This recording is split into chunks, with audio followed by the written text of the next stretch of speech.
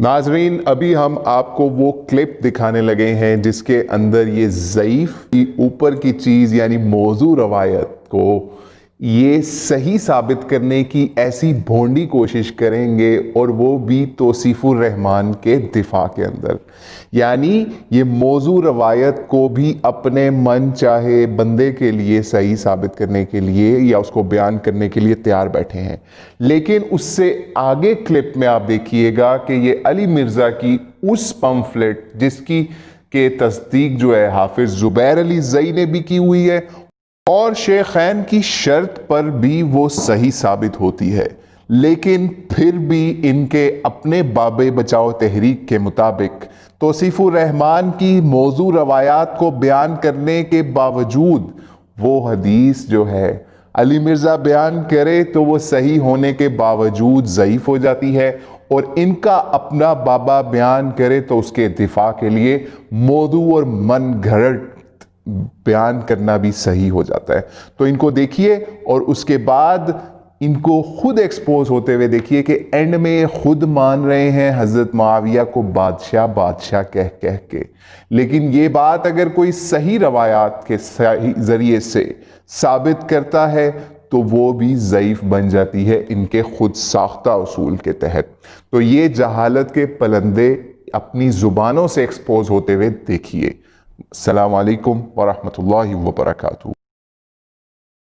علامہ توصیف الرحمن راشدی حافظ اللہ تعالی انہوں نے سیدنا عثمان بن عفان رضی اللہ تعالیٰ کے دفاع میں ایک سیریز جو ہے نا وہ شروع کی۔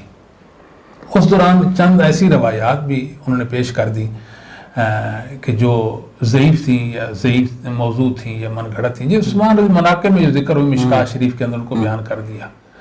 تو ایک رافضی جو ہے نا جی وہ بکھر پڑا، آپ دیکھو جی ضعیف حدیثیں ہیں، جی زبیر زئی رحمہ اللہ نے اس کو موضوع کہا، فلان نے اس کو ضعیف کہا۔ وہ بھائی بات یہ ہے، آپ دیکھیں مجموعی طور پر عثمان بن عفان کے بارے میں جو انہوں نے بیان کیا وہ کیا ہے۔ اگر دو چند ضعیف موضوع روایات بیان کر دی، اس سے یہ تو نہیں کہ انہوں عثمان بن عفان کی شان میں غلو کرتے ہوئے بیان کی ہیں۔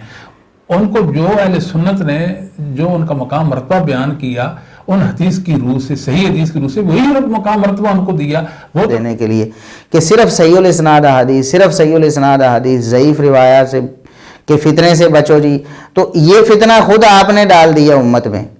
یہ روایت کے سیدنا معاویہ رضی اللہ عنہ کے طرز عمل اور طرز حکومت کو سیدنا عبد الرحمن بن ابی بکر رضی اللہ عنہ نے کیسر و کسرا کا طریقہ قرار دیا، اور بالکل یہی الفاظ جو ہیں جھالوی صاحب سیدنا معاویہ رضی اللہ عنہ کے بارے میں بولتے تھے کہ ادھر کیسر رکھ لو ادھر معاویہ۔ دیکھیں نا یزید کو خود سیدنا معاویہ رضی اللہ تعالیٰ نے آگے کیا کہ میرا بیٹا جو ہے نا میرے بعد جو ہے نا وہ خلیفہ بنے گا، یعنی گویا کہ سیدنا معاویہ کی بڑی بیعت ہے۔ اور آپ بہت فہیم سمجھدار اور حکمت والے بادشاہ تھے نا سیدنا معاویہ رضی اللہ عنہ۔ ظاہر ہے کہ جتنے بھی سیدنا معاویہ رضی اللہ حکمت والے بادشاہ تھے نا سیدنا معاویہ رضی اللہ عنہ۔ ظاہر ہے کہ جتنے بھی سیدنا معاویہ رضی اللہ حکمت والے بادشاہ تھے نا سیدنا معاویہ رضی اللہ عنہ۔ ظاہر ہے کہ جتنے بھی سیدنا معاویہ رضی اللہ۔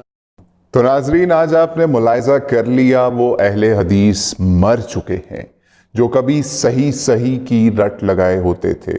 وہ اہل حدیث مر چکے ہیں جو بریلوی اور دیوبندی اور شیعہ کو صحیح روایات کے علاوہ کوئی روایت پیش کرنے کے اوپر ان کی گرفت کیا کرتے تھے۔ تو وہ اہل حدیث مر چکے ہیں، آج یہ جاہل اہل حدیث پیدا ہو چکے ہیں۔